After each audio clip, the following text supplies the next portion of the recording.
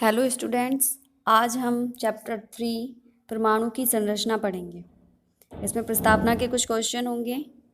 सबसे पहला क्वेश्चन है, ब्लैक बोर्ड पर किससे लिखा जाता है? ब्लैक बोर्ड पर हम चॉक से लिखते हैं। दूसरा क्वेश्चन है, चॉक को बारीक पीस लिया जाए तो क्या होगा? तो चॉक को जब बारीक पीस लेंगे तो वह छोटे छोटे कणों के रूप में टूट जाता है। चाक के इन बारीक कणों को क्या कहते हैं? तो चाक के इन बारीक कणों को अणु कहते हैं। अगला क्वेश्चन है हमारा, अणु किससे बनते हैं? तो अणु परमाणु से बनते हैं। तो हमारा उद्देश्य है इस बार परमाणु की संरचना। परमाणु की संरचना के बारे में हम इस चैप्टर में अध्ययन करेंगे। तो सबसे पहले हम करेंगे अणु के बारे में। अणु पदार्थ का वह सूक्ष्मतम कण जो स्वतंत्र अवस्था में रह सकता है तथा उसमें पदार्थ के सभी गुण विद्यमान होते हैं, अणु कहलाता है। उसके बाद है हमारा परमाणु। किसी पदार्थ का वह सूक्ष्मतम कण जो स्वतंत्र अवस्था में नहीं रह सकता परंतु रासायनिक अभिक्रिया में भाग लेता है, परमाणु कहलाता है। उसके बाद है डाल्टन का परमाणु सिद्धांत। डाल्टन ने परमाणु के बारे में निम्नलिखित बातें बताई थी जो इस प्रकार हैं। पदार्थ या तत्व अनेक सूक्ष्म कणों से बना होता है जिन्हें परमाणु कहते हैं। परमाणु को ना तो नष्ट किया जा सकता है और ना ही बनाया जा सकता है। परमाणु अविभाज्य होता है। ये थे कुछ महत्व बिंदु जिन्हें डाल्टन ने अपने परमाणु सिद्धांत में बताया था। अब उसके बाद है हमारा परमाणु का संगठन।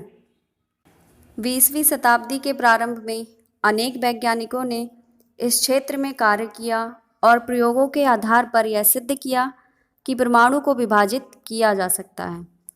उसकी एक निश्चित संरचना होती है तथा उसमें कई प्रकार के अवयवी कण अथवा मूल कण विद्यमान रहते हैं। मुख्य रूप से ये 3 मूल कण होते हैं, इलेक्ट्रॉन, प्रोटॉन और न्यूट्रॉन।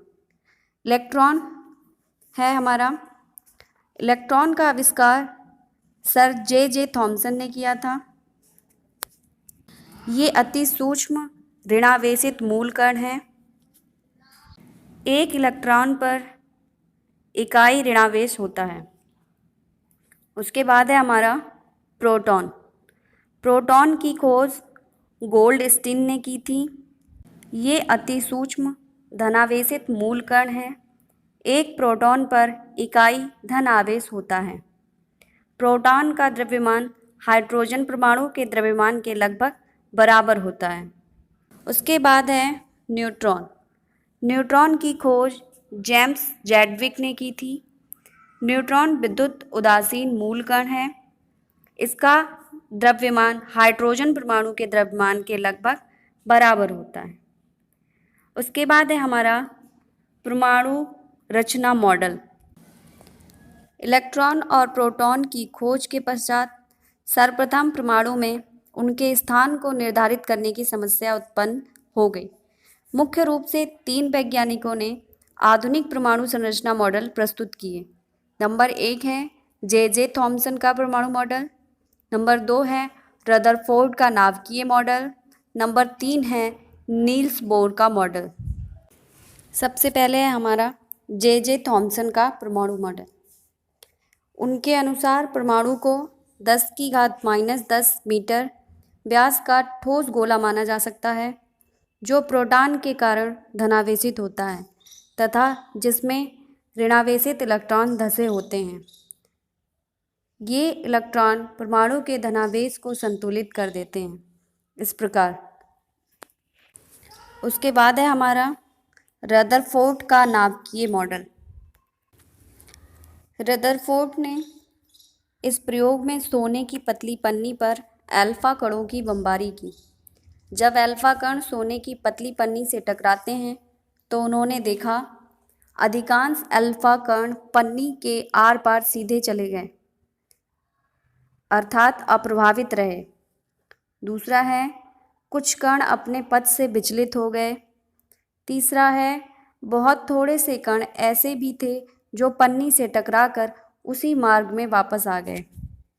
अर्थात रदरफोर्ड ने यह निष्कर्ष निकाला कि जो कण पतली पन्नी के आर पार सीधे चले गए वो इसलिए क्योंकि परमाणु का अधिकांश भाग खोखला होता है, और जो कण विचलित हो गए वो इसलिए क्योंकि नाभिक और अल्फा कण दोनों पर समान आवेश था, और जो कण टकराकर वापस आ गए वो इसलिए क्योंकि नाभिक के द्रव्यमान के कारण वो वापस मुड़ गए। और तीसरा है हमारा नील्स बोर का परमाणु मॉडल।